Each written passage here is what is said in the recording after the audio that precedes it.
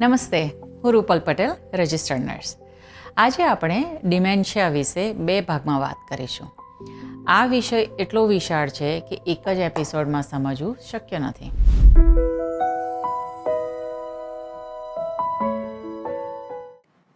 આ પ્રશ્ન ઘણીવાર પૂછવામાં આવે છે. શું મારું ફેમિલી મેમ્બર પેલિએટિવ કેર માટે ક્વોલિફાય થાય છે?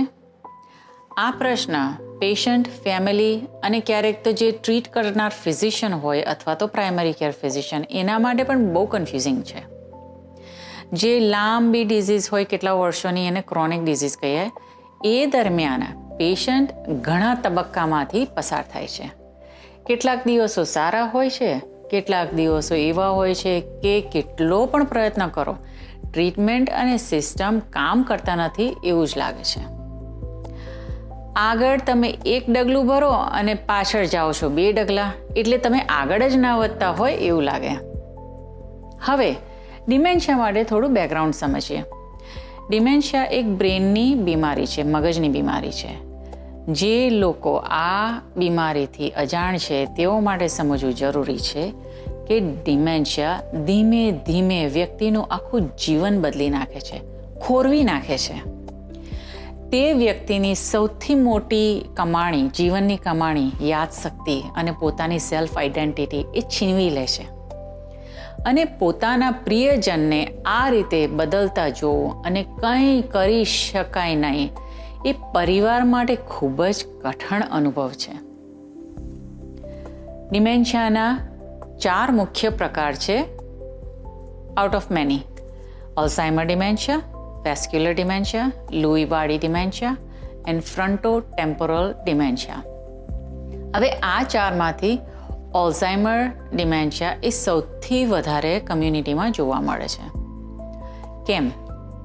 અલ્ઝાઇમર ડિમેન્શિયા જે છે એ મિડ ટુ લેટ 60sમાં, એટલે 65ની ઉપરના ઉંમરમાં શરૂ થઈ શકે છે અને 15થી 20 વર્ષ સુધી ચાલી શકે છે, કાં તો માણસ મરી જાય ત્યાં સુધી. અલ્ઝાઇમર્સમાં મગજમાં એક એબનોર્મલ પ્રોટીન જે કે નોર્મલ નથી એ જમા થાય છે અને જે ન્યુરોન્સ હોય છે એને નુકસાન પહોંચાડે છે. એના લીધે શું થાય છે કે યાદશક્તિ જતી રહે છે, વિચાર કરવાની શક્તિ જતી રહે છે અને તમારું બિહેવિયર ચેન્જ થઈ જાય છે અને સમય વધતો જાય છે અને એમાં ચેન્જીસ પણ વધતા જાય છે. સો શરૂઆતમાં અલ્ઝાઇમર્સ ખાલી ભૂલવાથી શરૂઆત થાય છે કે નાની નાની વસ્તુ તમે ભૂલી જાઓ છો. એના પછી શોર્ટ ટર્મ મેમરી લોસ, એટલે કે તમે ટૂંક સમયમાં કશી કોઈની જોડે વાત કરી હોય તે ભૂલી જાઓ, 2 દિવસ પહેલાં તમે કોઈ જગ્યાએ ગયા હોય તે ભૂલી જાઓ અને આગળ જતાં પેશન્ટ પોતાની કેર કરવાની જ ભૂલી જતા હોય છે.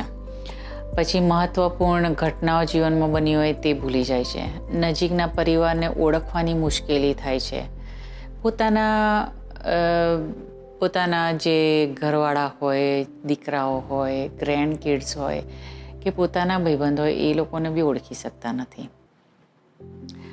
આ પરિવાર માટે જોવું ખૂબ જ દુઃખદ હોય છે.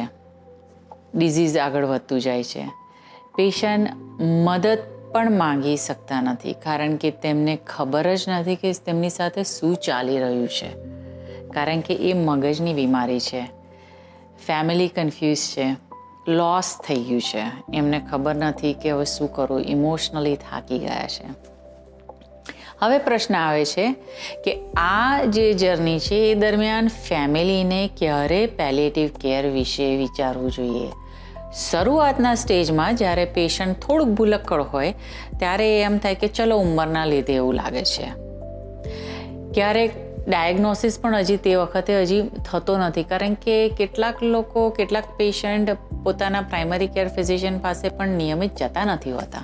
ઘણા પાસે તો પ્રાઇમરી કેર ફિઝિશિયન હોતા પણ નથી.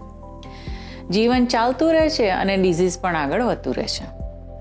પછી જ્યારે શોર્ટ ટર્મ મેમરી લોસ જે વધુ સ્પષ્ટ બને છે, પેશન્ટ ચાવીઓ ક્યાંક મૂકી દે છે અને ભૂલી જાય છે. વાતોને ચર્ચા કરેલી હોય તે બધી ભૂલી જાય છે. ગઈકાલે ગ્રોસરી લાયા હોય અને આજે ફરીથી એ જ લઈ આવે છે અને ખરીદેલી ગ્રોસરી ફરી જમા થાય ઘરમાં, યાદ નથી રહેતું. જે તમારો કાયમનો રૂટીન રસ્તો હોય તે ભૂલી જાય છે. હવે સિચ્યુએશન એવી આવી છે કે ચિંતાજનક છે. પેશન્ટ ડૉક્ટર પાસે જાય છે ત્યારે ખબર પડે છે કે એમને ઓલ્ઝાઇમર ડિઝીઝ છે, ડાયગ્નોસિસ છે. હવે ઘણા પ્રશ્નો ઊભા થાય છે. શું એની માટે એક દવા છે કે જેનાથી આનું જે પ્રોગ્રેશન હોય, જે આગળ વધી ના શકે, આ બીમારી અહીંયા અટકાવી શકાય છે? શું મારું ફેમિલી મેમ્બર છે એનાથી ડ્રાઇવિંગ થશે, ખાવાનું બનાવાશે? શું એ બરાબર ખાય છે બી ખરા? કારણ કે એટલું બધું ભૂલી જાય છે, ખ્યાલ નથી કે જમ્યા કે નથી જમ્યા. તો આ બધું એક જોખમ થઈ જાય છે. અને પેશન્ટને કામ કરવાનું, ડ્રાઇવિંગ કરવાનું, કુકિંગ કરવાનું, રાંધવાનું, આ બધાની સલાહ આપે છે કે તમે ના કરતા. પછી કે છે ફેમિલી સાથે તમે મૂવ થઈ જાઓ જો એકલા રહેતા હોય તો, કાં તો અસિસ્ટેડ લિવિંગ હોય એનું વિચારવું પડે. અને આ નિર્ણય સહેલા નથી. પેશન્ટ ખૂબ જ ઇરિટેટ થઈ જાય છે, અકરાઈ જાય છે અને ફેમિલી ઉપર સ્ટ્રેસ વધી જાય છે. આ સ્ટેજ ઉપર ફેમિલી પૂછે છે, શું હવે પેલિએટિવ કેર યોગ્ય છે? શું પેશન્ટ ક્વોલિફાય થશે? સૌથી યોગ્ય પગલું એ છે કે તમે પેલિએટિવ કેરની જે કંપની છે, પ્રોવાઈડર છે, એને તમે ફોન કરો અને રિક્વેસ્ટ કરો કે તમારે પેશન્ટને ઇવેલ્યુએટ કરવા છે. તમારા ઘરના જે મેમ્બર છે જેમને આ ડિમેન્શિયા થયું છે એમને ઇવેલ્યુએટ કરવું છે. કે તમે આવીને તપાસ કરો કે એ પેલિએટિવ કેર માટે લાયક છે કે નથી. ઇવેલ્યુએશન માંગવામાં કોઈ નુકસાન નથી, રાઈટ? હવે તો આપણે નેક્સ્ટ એપિસોડમાં જોઈશું અને સમજીશું કે જ્યારે પાછલા સ્ટેજીસ ઓલ્ઝાઇમર ડિઝીઝના થાય ત્યારે એ પરિસ્થિતિમાં સ્પષ્ટ રીતે પેલિએટિવ કેર સર્વિસ માટે ક્વોલિફાય કઈ રીતે થઈ શકાય. આ બાબતમાં ટાઈમિંગ મહત્ત્વનું છે. આપણે તૈયારી કરી હોય તો છેલ્લી ઘડીએ હેરાન થવા કરતાં સારું છે. કમસે કમ ખ્યાલ તો આવે, તૈયારી થઈ હોય તો. આ એપિસોડ મારો જોવા માટે તમારો ખૂબ ખૂબ આભાર અને હવે આપણે મળીએ પાર્ટ 2માં.